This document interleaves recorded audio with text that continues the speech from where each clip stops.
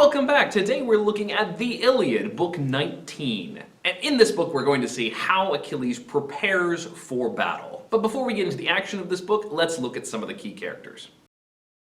First of all, of course, we're going to explore Achilles, and how Achilles is preparing for battle after the death of his friend Patroclus. We already saw in the previous book how his stubbornness and anger and rage ultimately led him to lose his dearest friend, and he finally understands the cost of letting his passions rule him.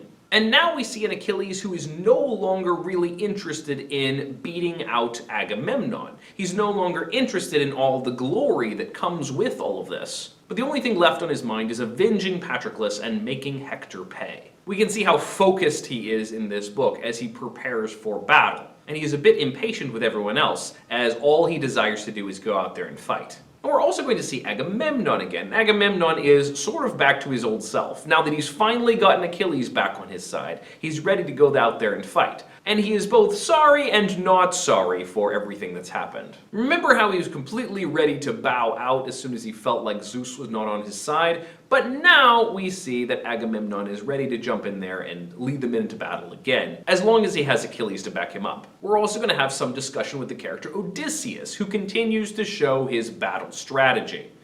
He's the smart one around here, and his clear-headedness plays off of some of the other characters' passions. Achilles is still responding with passion, as he is now grieving the death of his friend, but Odysseus tries to steer things to the point where Achilles doesn't just rush off and get everybody killed. Finally, we're also going to see the character Briseis again. Do you remember her all the way back from the beginning? She was sort of the starting point to all of this, the girl that was stolen from Achilles by Agamemnon. And now she is finally returned. And although that's sort of a simple plot point, there's also a fairly touching moment where we see her grieving over Patroclus, which is well worth pausing to observe. Finally, we also have Thetis, Achilles' mother, and as we saw in the last book, she is deeply grieving over her son. She wants him to have glory, she wants him to have what he wants, but she also grieves not only that he's going to die, but for all of the pain that he's going through in his short blaze of glory life. Alright, let's look at the action of this book. As morning is coming, Thetis arrives back with the special armor she had created by Hephaestus, and she lays it out before her son. And Achilles looks down at the armor as well as all the rest of the men, and the armor is glowing so brightly that most of them can't look at it. But Achilles, he keeps staring, and it's interesting because the glow of the armor just intensifies his anger and his passion. And he is ready to go out there and get revenge, but there's one thing concerning him. He grieves that the body of Patroclus will lie here and rot while he's out getting his revenge. But Thetis promises him that she will preserve Patroclus's body until after the fighting is over, so that they can give him a proper funeral. And so she puts ambrosia in the body of Patroclus, which causes his body not to rot.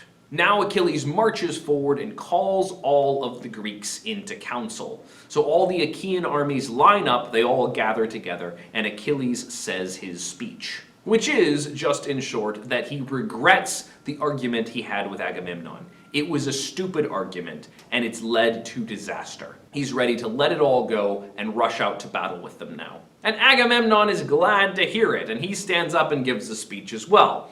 His speech is less impressive. He says that he's sorry it all happened too, but it wasn't his fault. But I am not to blame. Zeus and fate and the fury stalking through the night, they are the ones that drove this savage madness in my heart that day in assembly when I seized Achilles' prize. On my own authority, true, but what could I do? And he goes on to talk about this for a while. He still doesn't want to take responsibility for all the disaster that's happened, which sounds like the old Agamemnon to me. Now granted, the gods have definitely been meddling through this whole book, and it seems like their meddling just intensifies as the book goes on. But even so, there are some characters who try to stand strong and take responsibility even if the gods fight them.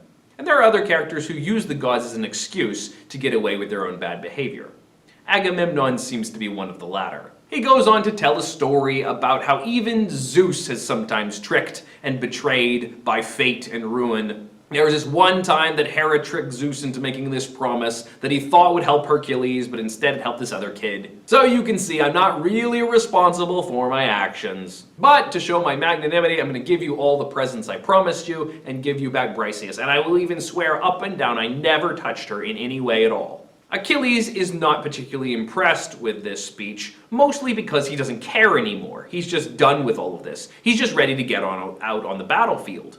And so he's like, yeah, dispense with the presents. I don't even care. Let's go fight. I'm ready to go kill Hector right now. But Odysseus stands up with some advice. And then they have a debate back and forth for a little while, where Odysseus urges Achilles to please, consider your men. They've been fighting really hard. They need time to rest and eat to strengthen them for the battle that's coming. You don't want them fainting or starving on the battlefield. That will kill them. And Agamemnon nods his head and agrees and backs up Odysseus. But Achilles is like, I don't care. I don't want any food. I don't need anything to eat. All I want is revenge. You talk of food. I have no taste for food. What I really crave is slaughter and blood and the choking groans of men.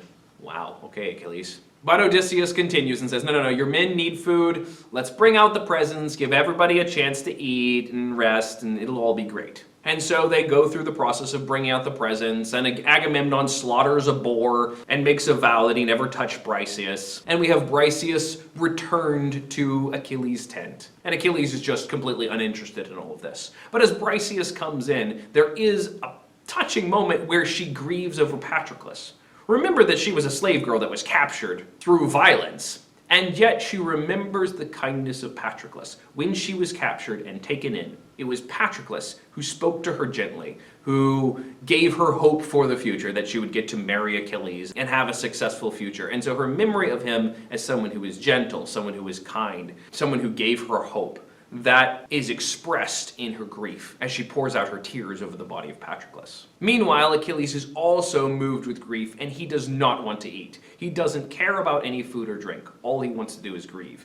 And his grief is so intense that most of the people back up away from him, with the exception of a few of the leaders of the Greeks who kind of stand around him and try to give him some comfort. And his grief opens back up again over Patroclus, his grief for the loss of his friend, which then he connects with the loss of other family members in his life.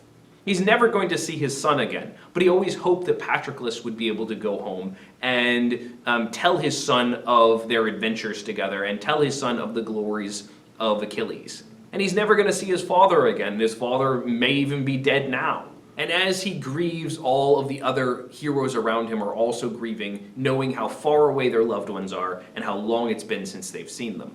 Their grief is so intense that even Zeus feels sorry for them, and so he sends Athena down to Achilles to give him strength. And since Achilles has refused to eat anything, Athena fills him with ambrosia on inside of his chest, so that he is given strength and filled, so he will not be weak with hunger. And it gives him strength and courage. And so at this point he begins to put on his armor. And so it goes through the description of him putting on the super cool armor that Hephaestus made for him, and preparing himself to go out in battle. And he steps forward next to his chariot with the immortal horses. And as he comes forward to his chariot, he tells his horses that they need to do better than they did with Patroclus and bring him back home again. And Hera gives one of his horses, Roan Beauty, the power to speak. And the horse says, "We will save your life this time. It is not your time to be fated to die. But it was Patroclus's time. And there is nothing anyone can do to fight against that fate when that time comes. We will bring you home safe this time, but your fate is coming after you kill Hector." And at that moment, the Furies strike the horse dumb. Achilles is angry at being prophesied to, and he says, I know I'm gonna die, I get it. But it doesn't matter, I'm ready to go out and fight. It's time, let's go. And so he charges forward in his chariot. And that's the end of book 19. Okay, let's talk about some of the key features of this book. So this book fits in place as we move the pieces closer to the final battle. And some people who are not interested in the entire book but are just skimming for highlights might skip this section. However, it's an excellent continued exploration of the theme of fate. We see Achilles reminded again and again, this time even by his horse, that he is fated to die. Along with that, we get the idea of grief. Now, Patroclus' death is important to the book because it leads Achilles to respond and ultimately leads to the action at the end of the book. But I really love the way that the poem also explores the grief of other characters. Characters who we don't have to have their grief moments. Like Briseis. The moment where Briseis weeps over Patroclus is a deeply moving moment because it's not essential to the plot. It just gives us another look into Patroclus, and also into Briseis and her relationship with Achilles and Patroclus here. The talking horse is also a really fascinating feature of this book. It's a little bit bizarre. Why does Hera give the horse the power of speech to tell him something that he pretty much already knows? And then why do the Furies take it away? What's the point of that? I don't know, but everything is pushing Achilles towards this final moment and reminding him of who he is, what he's going to do, and how it's going to turn out. Finally, we can't help but note the personification of ruin, the god of ruin. Agamemnon talks about how their own ruin and the destruction that they've encountered was something that was unavoidable. And he talks of ruin as a person, both as someone who has interfered with them and also someone who has interfered in other stories in the past, like the one of Zeus, Hera, and Hercules. Okay, next time we will enter into the battlefield and we will see what happens as not only the heroes but also the gods take to the field. It's gonna be dramatic. Thanks for watching. You can click to subscribe or to watch another video, and I'll see you next time. Bye-bye.